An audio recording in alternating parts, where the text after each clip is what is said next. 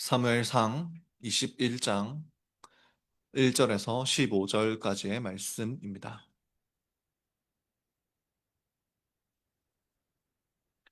이것은 하나님의 말씀입니다. 하나님의 복된 말씀을 들으십시오. 다윗이 노베 가서 제사장 아히멜렉에게 이르니 아히멜렉이 떨며 다윗을 영접하여 그에게 이르되 어찌하여 내가 홀로 있고 함께하는 자가 아무도 없느냐 하니 다윗이 제사장 아히멜렉에게 이르되 왕이 내게 이 일을 명령하고 이르시기를 내가 너를 보내는 것과 내게 명령한 일은 아무것도 사람에게 알리지 말라 하시기로 내가 나의 소년들을 이러이러한 곳으로 오라고 말하였나이다. 이제 당신의 수중에 무엇이 있나이까? 떡 5덩이나 무엇이나 있는 대로 내 손에 주소서 하니 제사장이 다윗에게 대답하여 이르되 보통 떡은 내 수중에 없으나 거룩한 떡은 있나니 그 소년들이 여자를 가까이만 하지 아니하였으면 주리라 하는지라. 다윗이 제사장에게 대답하여 이르되 우리가 참으로 3일 동안이나 여자를 가까이 하지 아니하였나이다. 내가 떠난 길이 보통 여행이라도 소년들의 그릇이 성결하겠거든. 하물며 오늘 그들의 그릇이 성결하지 아니하겠나이까 하매 제사장이 그 거룩한 떡을 주었으니 거기는 진설병 곧 여호와 앞에서 물려낸 떡밖에 없었습니다. 이 떡은 더운 떡을 드리는 날에 물려낸 것이더라. 그날에 사울의 신하 한 사람이 여호와 앞에 머물러 있었는데 그는 도액이라 이름하는 에돔 사람이요 사울의 목자장이었더라. 다윗이 아히멜렉에게 이르되 여기 당신의 수중에 창이나 칼이 없나이까?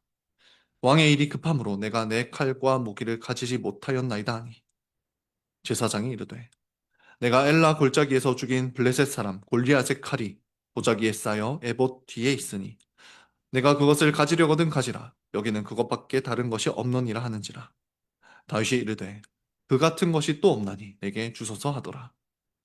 그날에 다윗이 사울을 두려워하여 일어나 도망하여 가드 왕 아기스에게로 가니리.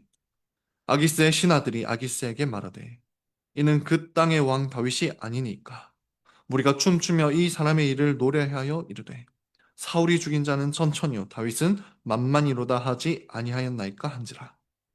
다윗이 이 말을 그의 마음에 두고 가드 왕 아기스를 심히 두려워하여 그들 앞에서 그의 행동을 변하여 미친 채 하고 대문짝에 그적거리며 침을 수염에 흘리매 아기스가 그의 신하에게 이르되 너희도 보거니와 이 사람이 미치광이로다. 어찌하여 그를 내게로 데려왔느냐? 내게 미치광이가 부족하여서 너희가 이 자를 데려다가 내 앞에서 미친 짓을 하게 하느냐? 이 자가 어찌 내 집에 들어오겠느냐? 하니라. 아멘. 오늘 읽을 말씀을 통해 다윗이 잃어버린 것들, 다윗이 잃어버린 것들이라는 제목으로 하나님의 말씀을 선포하겠습니다. 인생을 살다 보면 다 잃어버린 것 같은 때가 있습니다. 돈도 잃고 또 옆에 있는 사람도 잃는 그런 때가 있습니다. 다윗이 지금 바로 그런 상황입니다. 다윗은 모든 것을 잃어버리고 있습니다. 먼저는 사울 왕의 신임을 얻었다가 잃어버렸습니다. 그 다음에는 아내 미가를 떠나야 했습니다. 가족도 아내도 잃어버렸습니다. 힘이 되어주는 친구 요나단도 떠나야 했죠.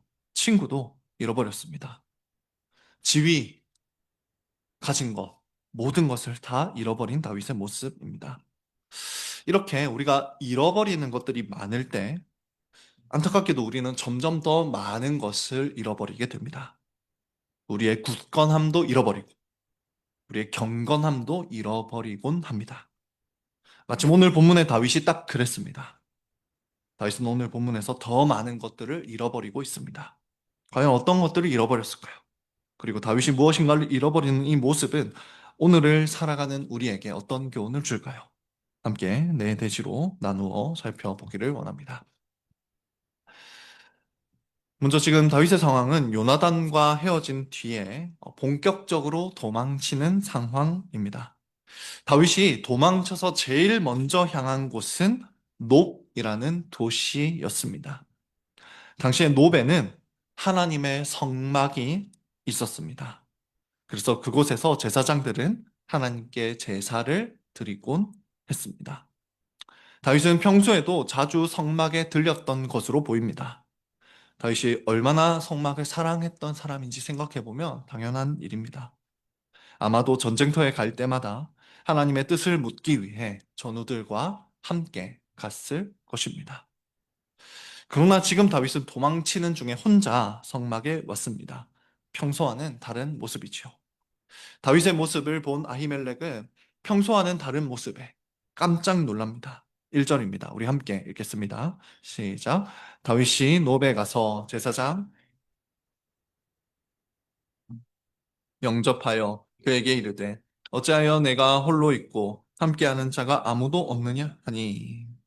아마도 아히멜렉도 다윗이 사울에게 미움을 받는다는 그런 이야기를 들었던 것 같습니다. 그러나 우리가 살펴보았듯이 사울의 마음은 너무나 변덕스러웠습니다.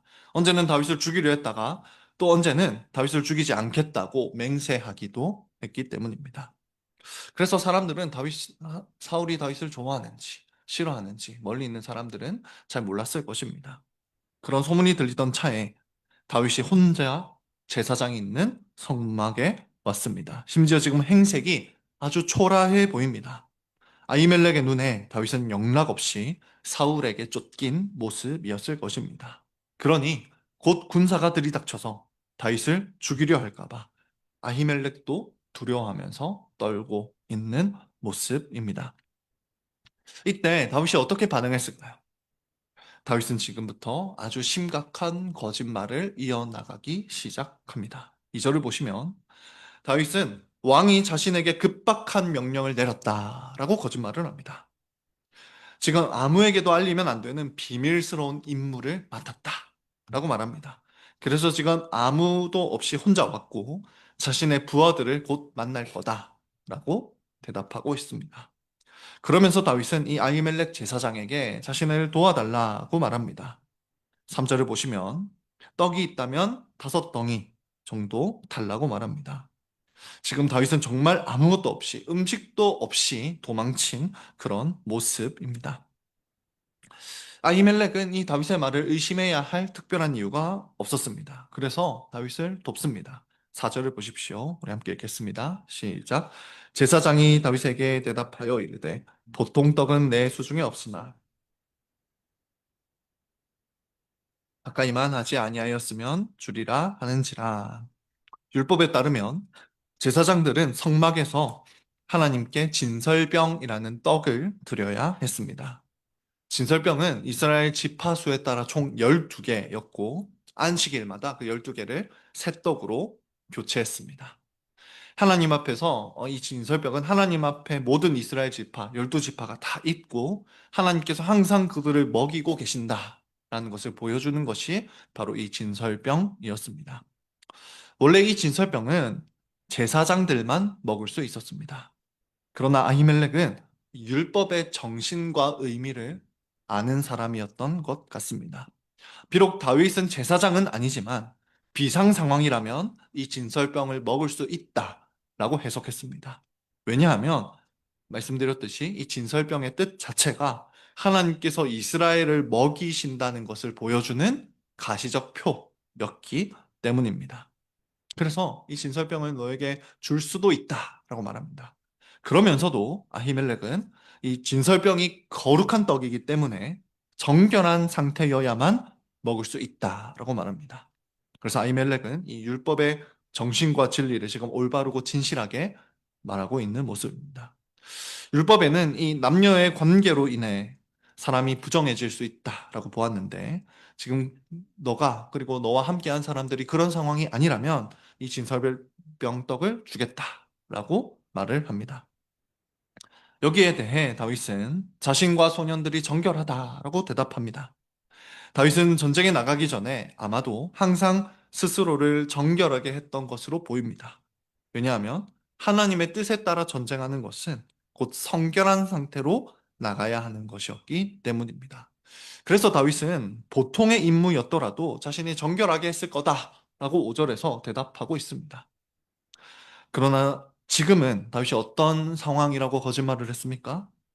더 특수한 임무를 맡았다 라고 말하고 있습니다. 그렇기 때문에 자신이 지금 더 정결하게, 훨씬 평소보다 훨씬 더 정결하게 나온 상황이다라고 말하고 있습니다. 여기서 보듯이 다윗의 거짓말은 점점 더 깊어지고 있습니다. 물론 정말로 다윗과 함께한 부하들이 있었던 것으로 보입니다. 이 부하들의 몸이 정말 정결한 것으로 보이긴 하지만 그럼에도 불구하고 계속해서 제사장에게 거짓말을 하는 그런 다윗의 모습입니다. 이 다윗의 대답을 들은 아히멜렉은 그래서 진설병 떡을 줍니다.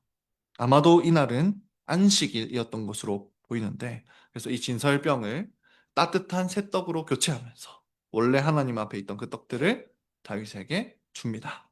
그렇게 다윗은 하나님의 성소에서, 심지어 어쩌면 안식일에 거짓말을 하며 떡을 받아냅니다. 이것을 먹고 생명을 더 연장할 수 있었을 것입니다. 그런데 이때 성경은 어두운 그림자에 대해서 하나 말합니다. 7절을 보십시오. 그날에 사울의 신하 한 사람이 여호와 앞에 머물러 있었는데 그는 도액이라 이름하는 에돔 사람이요 사울의 목자장이었더라. 사울은 에돔 사람이었던 도액을 자신의 목자장으로 삼고 있었습니다. 왕의 가축을 관리하는 높은 직위에 있는 사람이었습니다. 그 도액이 지금 이 모든 광경을 지켜보고 있었습니다. 그리고 이로 인해 나중에 엄청난 일이 또 일어나게 됩니다. 그런 내용을 다음 장에서 살펴보도록 하겠습니다. 이렇게 하나님의 떡, 진설병을 받은 다윗은 계속해서 아히멜렉에게 요청을 합니다. 이때도 또다시 거짓말을 합니다. 8절입니다. 우리 함께 읽겠습니다. 시작. 다윗이 아히멜렉에게 이르되 왕의 일이 급함으로 내가 내 칼과 무기를 가지지 못하였나이다 하니 다윗은 자신이 사울에게 너무나 급한 임무를 받았기 때문에 칼과 무기도 챙기지 못했다 라고 말합니다.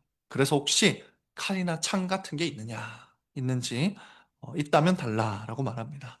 그런데 생각해보면 제사장에게 칼이나 창이 있느냐라고 묻는 것은 좀 이상해 보이지 않습니까? 근데 이렇게 다윗이 질문하는 이유가 있습니다.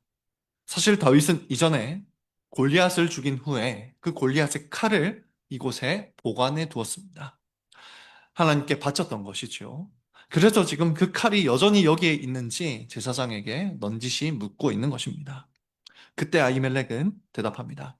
엘라 골짜기에서 네가 죽였던 골리앗의 칼이 여기 있다 라고 말합니다. 그러니 그 칼이라도 가지고 싶다면 주겠다 라고 하지요. 그때 다윗은 그것만큼 좋은 게 없으니 당장 주십시오 라고 말을 합니다. 이렇게 다윗은 골리앗의 칼을 받아듭니다. 왜 칼을 받았을까요? 자신을 보호하기 위해서였을 것입니다. 그래서 이 모습도 아주 의미심장합니다. 여러분, 다윗이 골리앗을 이길 때 무엇으로 이겼습니까? 칼로 이겼습니까? 아닙니다. 칼과 창이 아니라 만군의 여호와의 이름으로 이겼습니다. 그런데 지금 그 다윗이 무엇을 요구합니까? 골리앗의 칼을 요구합니다. 그 칼이 자신을 지켜줄 수 있을 거라고 생각하고 그 칼을 받아 들고 있습니다.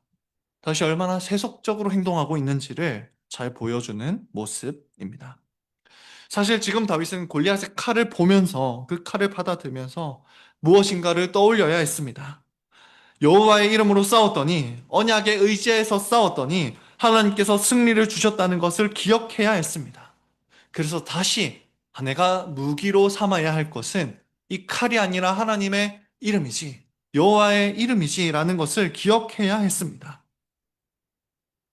그러나 지금 다윗은 그것을 기억하지 못하고 다시 골리앗의 칼을 의지하고 있습니다. 그러니 지금 이 다윗의 모습은 이전에 여호와의 이름으로 싸우며 여호와의 이름을 높이던 믿음의 용사 다윗의 모습이 아닙니다. 연약하고 거짓말하고 죄를 짓는 그런 한 세속적인 사람의 모습이 나타나고 있습니다. 그래서 한마디로 요약하면 다윗은 여기서 또 한 가지를 더 잃어버리고 있습니다. 지금까지 다윗은 타의에 의해 잃어버렸습니다. 아내도 친구도 사울에게 빼앗겼지요. 그러나 지금은 스스로 잃어버리고 있습니다. 무엇을 잃어버리고 있습니까? 정직함을 잃어버리고 있습니다. 또 하나님의 이름을 의지했던 용기를 잃어버리고 있습니다. 여기서 첫 번째 교훈을 말씀드립니다. 다윗은 정직과 용기를 잃어버립니다. 두 번째로 살펴보겠습니다. 이어지는 사건은 다윗이 정직함과 용기를 완전히 잃어버렸다는 것을 다시 보여줍니다. 10절을 보십시오. 우리 함께 읽겠습니다. 시작. 그날에 다윗이 사울을 두려워하여 일어나 도망하여 가드 왕. 다윗은 지금 가드 왕 아기스에게로 갑니다. 그럼 가드는 블레셋의 도시 중 하나입니다. 심지어 이 가드는 아주 유명한 인물과 관련이 있는 도시였습니다. 가드 사람이라고 하면 우리 자녀들 누가 떠오르는 사람이 있나요? 가드 사람? 네. 바로 골리앗입니다. 골리앗의 고향이 바로 가드입니다. 그리고 다윗은 지금 왜 이곳으로 갔을까요? 이유는 한 가지입니다. 10절을 보십시오. 사울을 두려워해요. 사울을 두려워하여 가드로 갑니다. 다윗은 사울에게서만 피할 수 있다면 블레셋이라도 괜찮다라고 판단했던 것입니다. 심지어 그 가드의 왕이었던 아기스가 받아 주기만 한다면 잠시 아기스 왕 아래에서 신하로 살고 싶었던 마음이 있었습니다. 자신을 죽이려는 이스라엘의 왕 아래에 있느니 차라리 이방 민족 블레셋의 신하로 살아가고 싶었던 것입니다. 여러분, 그런데 사실 지금 이 다윗의 판단은 아주 심각한 문제를 가지고 있습니다. 여러분, 하나님께서는 다윗에게 기름을 부어서 다윗이 장차 무엇이 될 거라고 말씀하셨지요? 왕이 될 거다라고 말씀을 하셨습니다. 다윗에게 맡겨진 소명은 무엇이냐? 사울의 고난을 견디면서 이스라엘의 왕이 되는 것입니다. 그러나 지금 다윗은 자신의 소명조차도 잃어버린 채 블레셋을 향하고 있습니다. 만약 다윗이 아기스의 신하가 된다면, 그래서 아기스의 신하가 되어서 이스라엘 백성들과 전쟁을 하게 된다면 어떻게 되겠습니까? 그러면 이스라엘 백성들은 다윗을 이스라엘의 왕으로 인정할 수 없을 것입니다. 편에 서서 이스라엘 백성들을 죽였던 사람을 어떻게 왕으로 인정할 수가 있겠습니까? 그런데도 다윗은 지금 그 소명을 잃어버린 채, 자신이 이스라엘의 왕이 되어야 한다는 소명을 잃어버린 채 가드로 향합니다. 지금 다윗이 있는 노베에서 가드까지의 길은 약 50km 정도가 되는 길이었습니다. 그리고 가드까지 가는 경로를 생각해 보면 중간에 자신이 골리앗을 무찔렀던 엘라 골짜기도 지나쳤을 것입니다. 자신의 소명에 대해서 생각해 볼 기회가 많았겠지요. 하지만 다윗은 그 모든 것을 애써 무시한 채 가드에 도착해서 아기스 왕을 만납니다. 가드에 도착한 다윗은 이렇게 말합니다. 자신이 이스라엘의 다윗이고 아기스 왕을 만나러 왔다라고 신하들에게 말했을 것입니다. 그리고 신하들은 그 아기스 왕을 만나러 왔다는 소식을 듣고 다윗을 아기스에게로 데려갔겠지요. 그런데 그때 이제 신하들의 태도가 돌변합니다. 다윗을 아기스에게로 데리고 가면서 아기스에게 말하는 것을 다윗이 듣습니다. 당장이라도 저 다윗을 죽여야 한다라고 말합니다. 11절을 보십시오. 함께 읽겠습니다. 시작. 아기스의 신하들이 아기스에게 말하되 이는 그 땅의 왕 다윗이 아니니까.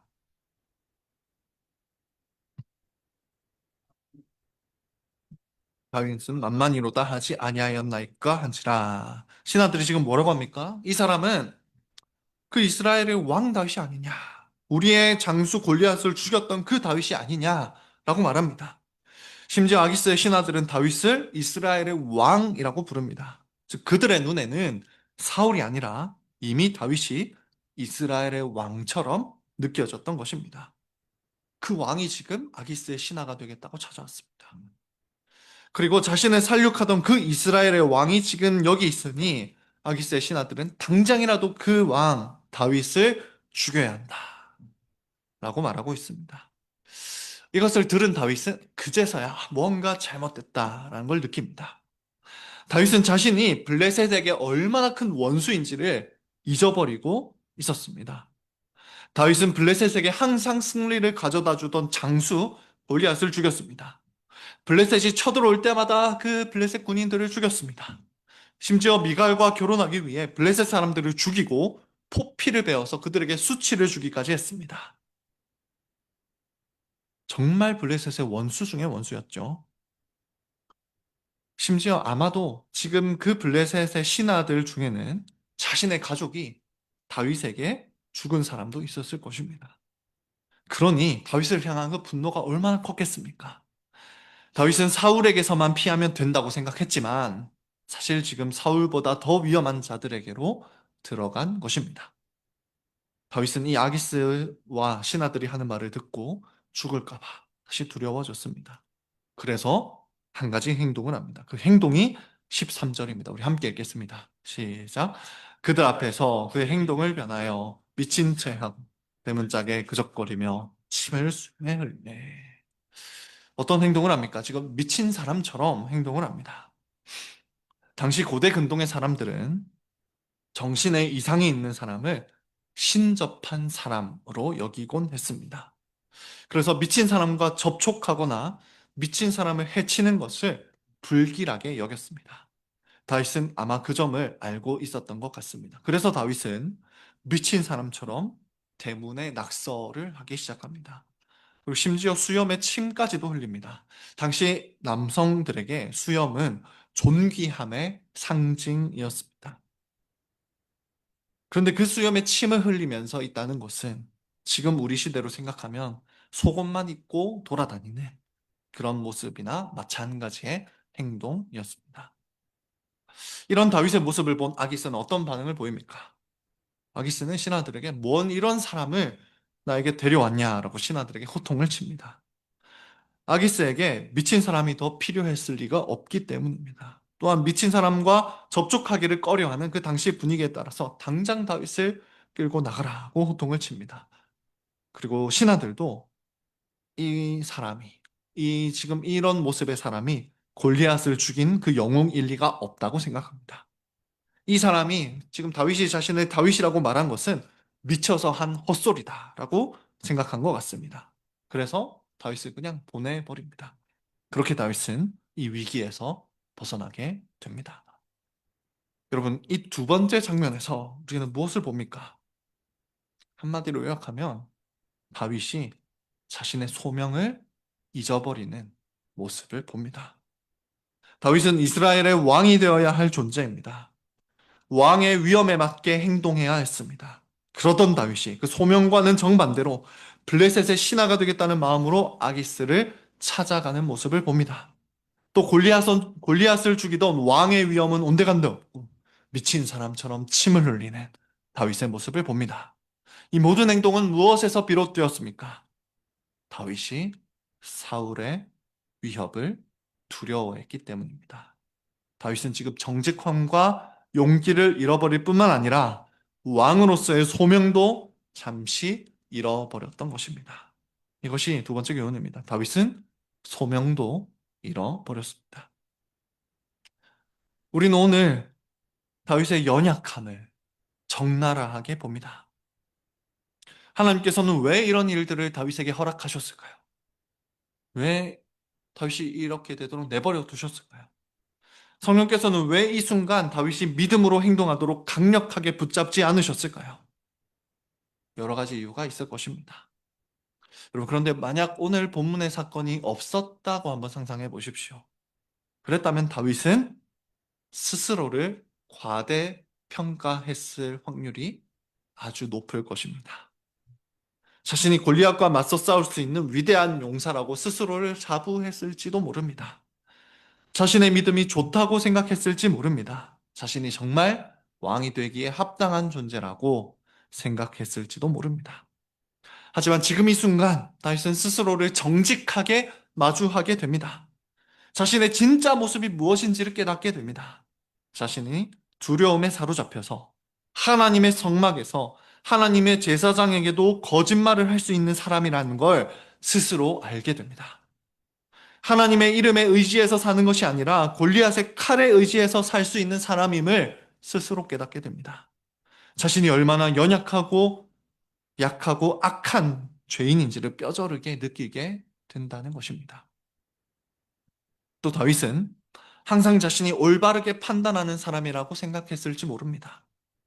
그러나 하나님이 올바른 판단력을 주지 않으시면 자신이 블레셋의 제발로 들어가는 바보 같은 판단도 내릴 수 있음을 알게 됩니다. 더 나아가 자신이 얼마나 비천해질 수 있는지도 알게 됩니다.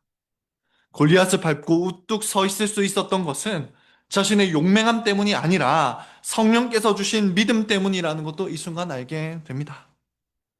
한마디로 다윗은 지금 모든 것을 잃어버리지만 오히려 이 사건을 통해 모든 것을 잃어버리는 사건을 통해 하나님 없이는 자신이 비참하고 연약한 죄인일 수밖에 없다는 진리를 얻게 된 것입니다.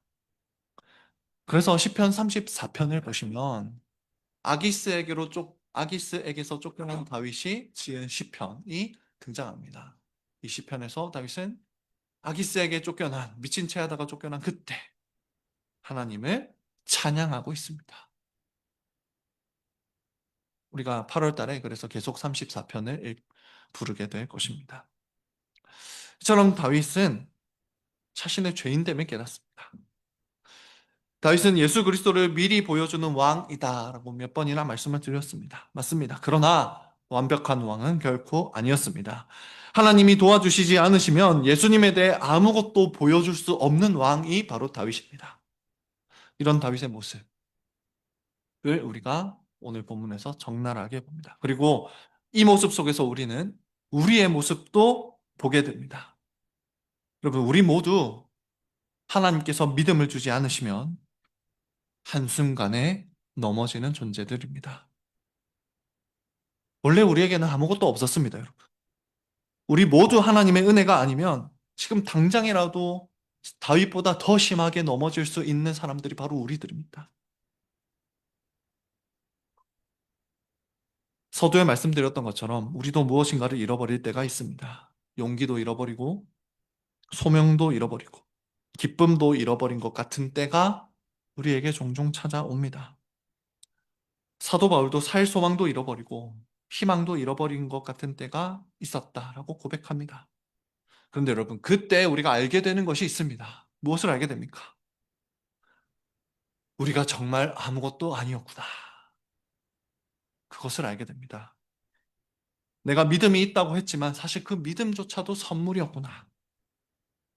하나님이 도와주시지 않으시면 나의 최고의 판단도 우매한 판단이 될 수 있구나. 내가 사람들 앞에서 높은 자지만 언제든지 나는 낮아질 수 있구나 라는 것을 알게 됩니다. 우리가 우리의 신실함을, 경건함을 잃어버린 그때 정말 우리가 하나님 없이는 죄인일 뿐이구나, 이것을 더 깊이 깨닫게 된다는 말입니다. 따라서 여기서 우리는 중요한 적용점 한 가지를 발견하게 됩니다. 다윗은 모든 것을 잃어버림을 통해서 하나님 없이는 자신이 죄인일 뿐임을 깨닫게 됩니다. 우리도 마찬가지입니다. 하나님이 믿음을 주시지 않으시면 우리는 그저 죄인일 뿐입니다. 이것이 오늘 본문을 통해 얻는 한 가지 중요한 진리이자 또한 우리의 적용점입니다. 마지막으로 우리가 한 가지 더 주목하고 싶은 부분이 있습니다. 본문에서 다윗은 해서는 안 될 일들을 골라서 다 하고 있습니다. 하나님의 거룩한 성막에서 거룩한 날에, 아마도 거룩한 날에 거룩한 제사장에게 거짓말을 합니다. 그렇게라도 자신의 굶주린 배를 채우려고 합니다. 그 하나님께서는 그런데 그런 다윗에게 무엇을 주십니까? 제사장을 통해 다윗에게 진설병 떡을 주십니다. 하나님께서는 자신의 백성이 떡을 달라 할 때 그것을 거절하지 않으셨습니다. 한마디로 다윗이 굶어 죽지 않도록 살려주셨습니다. 진설병 떡을 통해서요. 그뿐 아닙니다. 다윗은 소명을 잃어버렸습니다. 그래서 아기스 앞으로 갔습니다. 그래서 이스라엘 왕답지 않게 아기스 앞에서 미친 척을 하였습니다. 그러나 그 순간에도 하나님은 아기스와 신하들을 주관하셔서 다윗을 살려주십니다. 사실 얼마든지 그 미친 사람 한 명을 죽이는 것은 일도 아니었을 것입니다. 그러나 하나님께서 섭리하셔서 다윗을 살려주셨던 것입니다.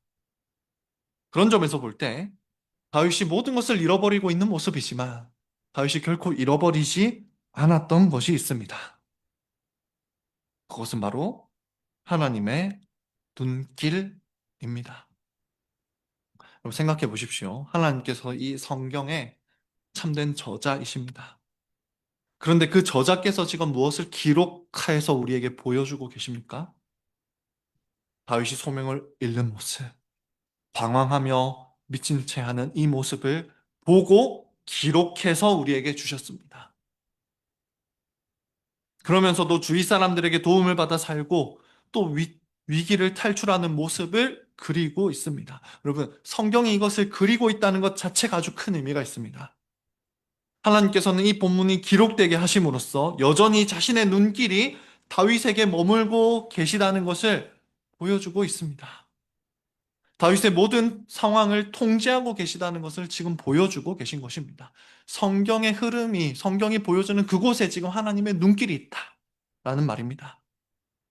그래서 하나님께서 지금 정말 이 모든 것을 바라보시며 다윗에게 계속해서 은혜를 주고 계십니다. 다윗의 연약함과 악함, 사람들의 모든 행동까지도 다 주관하셨습니다. 다윗에게 진설병을 주셔서 다윗이 굶어 죽지 않게 살려주셨습니다. 아기스와 신하들의 행동을 주관하셔서 다윗의 뼈가 하나도 상하지 않게 하셨습니다. 그래서 시편 34편에서 다윗은 하나님이 자신의 뼈를 하나도 상하지 않게 하셨다 라고 고백합니다.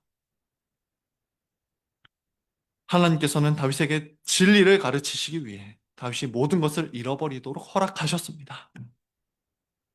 그러나 하나님의 눈길 자체를 다윗에게 거두지는 않으셨던 것입니다. 그래서 다윗이 살아남을 수 있었던 것입니다. 그런 점에서 다윗은 모든 것을 잃어버렸지만 오히려 더 큰 은혜를 알게 됩니다. 자신이 이렇게나 악한 모습으로 살아갈 때에도 하나님께서 자신에게 은혜를 완전히 거두지는 않으신다라는 것을 경험하게 됩니다. 그 경험의 증거를 우리는 시편에서, 특히 34편에서 봅니다. 따라서 오늘 본문에서 다윗은 모든 것을 잃어버렸지만 오히려 더 큰 은혜를 경험하게 되었다라고도 말할 수가 있겠습니다. 성도 여러분, 다윗에게 주어진 이 은혜는 우리에게도 동일하게 주어지고 있습니다. 서론에서 우리가 모든 것을 잃어버린 것 같을 때가 있다고 하였습니다. 우리의 용기도, 우리의 신실함도, 우리의 소명도 다 잃어버린 것 같은 때가 있습니다. 우리가 죄를 짓고 연약함에 빠질 때가 있습니다. 다윗처럼 거짓말을 하고 믿음의 용기를 잃어버린 채 세속적이게 세상을 의지하기도 합니다. 그리고 우리는 두려움에 휩싸여 우매하게 행동할 수도 있습니다. 그러나 그때에도 결코 우리가 잃어버릴 수 없는 것이 있습니다. 바로 하나님 그분입니다. 하나님이 우리를 잃어버리지 않으시기에 우리는 하나님을 잃어버릴 수가 없습니다. 여러분, 하나님이 우리를 여전히 버리지 않으시고 잃어버리지 않으신다는 증거가 무엇입니까? 예수님을 주신 사건이야말로 하나님이 우리를 버리시지 않으시고 잃어버리지 않으신다는 증거입니다. 여러분, 예수님이 누구에게 언제 오셨는지를 기억해 보십시오. 예수님은 정직하지 않은 우리를 위해 오셨습니다. 용기를 잃어버린 우리에게 오셨습니다. 소명 없이 살아가던 우리에게 오셨습니다. 예수님은 그런 우리를 위해 죽으셨습니다. 우리가 아직 죄인 되었을 때 우리를 위하여 죽으심으로 우리를 향한 하나님의 사랑을 확증하셨습니다. 우리가 최악의 죄인일 때부터 하나님은 우리를 사랑하셨고 여전히 사랑하십니다. 여러분, 이것이 어떤 의미 있습니까? 우리가 잠시 넘어진다고 해서, 우리가 잠시 흔들린다고 해서 하나님이 우리를 버리지 않으신다는 의미입니다. 심지어 오늘 이런 모습의 다윗도 하나님은 버리지 않으셨습니다. 하나님은 우리를 버리지 않으십니다. 그것을 예수님에게서 보시기 바랍니다.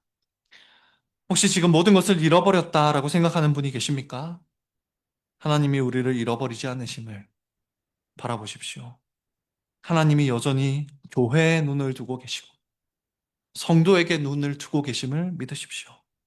하나님이 여전히 우리를 사랑하셔서 우리를 예수 그리스도의 음성을 듣는 이 예배로 초청하시고 그분의 살과 피를 먹고 마시는 성찬으로 초청해 주심을 믿으십시오. 만약 이것을 진정으로 믿게 된다면 우리는 모든 것을 잃어버렸다고 할지라도 아무것도 잃어버리지 않은 것입니다. 우리가 하나님의 돌보심을 입고 있고 예수님의 사랑을 얻고 있다면 우리는 모든 것을 잃어버려도 아무것도 잃어버린 것이 아닙니다. 그리고 우리가 이 은혜를 믿게 되면 우리는 모든 것을 잃어버린 그때 다시 소명을 얻습니다. 소망을 얻습니다. 다시 정직하게 하나님 앞에 나아갈 힘을 얻습니다. 우리의 연약함을 하나님 앞에 정직하게 토로하면서 하나님의 말씀대로 살아갈 용기를 얻습니다. 언제요? 하나님이 우리를 잃어버리지 않으신다는 것을 믿을 때요. 잃어버렸던 우리의 소명을 다시 기억하며 하나님의 뜻대로 살다가 하나님의 뜻대로 죽는 것이 우리의 소명임을 깨닫게 됩니다. 이처럼 믿음은 우리가 연약함과 죄를 다시 벗어버리게 하고 다시 하나님의 뜻대로 살아가게 하는 것입니다.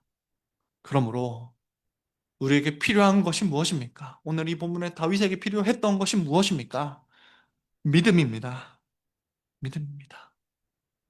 모든 것을 잃어버렸다 할지라도 하나님의 은혜와 예수님의 사랑과 성령님이 우리와 함께 하신다는 그 믿음이 우리에게 필요한 것입니다. 그리고 여러분, 이 진리를 우리는 강복선언 때마다 듣습니다. 이 강복선언을 들을 수만 있다면 우리는 모든 것을 잃어버렸다 할지라도 모든 것을 얻은 사람입니다. 그러니 여기서 마지막 네 번째 교훈과 적용을 반복합니다. 다윗은 모든 것을 잃어버렸지만 하나님의 은혜라는 가장 귀한 것을 경험했습니다. 우리도 마찬가지입니다. 우리가 모든 것을 잃어버렸다 할지라도 하나님의 은혜가 여전히 우리를 향하고 있다면 우리는 아무것도 잃어버리지 않은 것입니다. 말씀을 맺겠습니다. 오늘 다윗의 연약함과 악함 속에서 우리는 우리의 연약함과 악함을 봅니다. 또한 하나님께서 다윗에게 베푸신 은혜 속에서 우리에게 베푸신 한량없는 은혜를 봅니다. 이 모든 내용을 한마디로 정리할 수 있겠습니다. 팀 켈러의 표현에 따르면 우리는 우리가 생각하는 것보다 훨씬 더 죄인이고 하나님은 우리가 상상하는 것보다 훨씬 더 은혜로우십니다. 다시 말씀드립니다. 우리는 우리가 생각하는 것보다 훨씬 더 죄인이고 하나님은 우리가 상상하는 것보다 훨씬 더 은혜로우십니다. 다윗의 삶은 이것을 날마다 경험하는 삶이었습니다. 우리의 삶 또한 마찬가지입니다. 그러니 성도 여러분, 우리가 날마다 더 크신 하나님의 은혜를 경험할 수 있기를 소망합니다. 우리가 많은 것을 잃어버렸을 때, 특히 우리의 경건함과 신실함을 잃어버렸을 그때, 또 골리앗의 칼에 의지한 다윗처럼 새 속에 물들어 산다고 스스로 느낄 때, 그때 오히려 하나님의 은혜를 기억하십시오. 그때 여전히 우리에게 은혜를 주시고 여전히 이 예배를 허락하시고 여전히 강복선언을 들려주시는 하나님을 바라보십시오. 그리하여 우리가 하나님의 은혜를 다시 힘입고 믿어서 다시금 정직함과 용기와 소명에 따라가는 삶을 회복하기를 원합니다. 하나님의 그 은혜를 힘입어 살아가는 복이 광교 장로교회 모든 성도들에게 가득하기를 성부와 성자와 성령의 이름으로 축원합니다. 아멘. 말씀을 생각하며 함께 기도하겠습니다.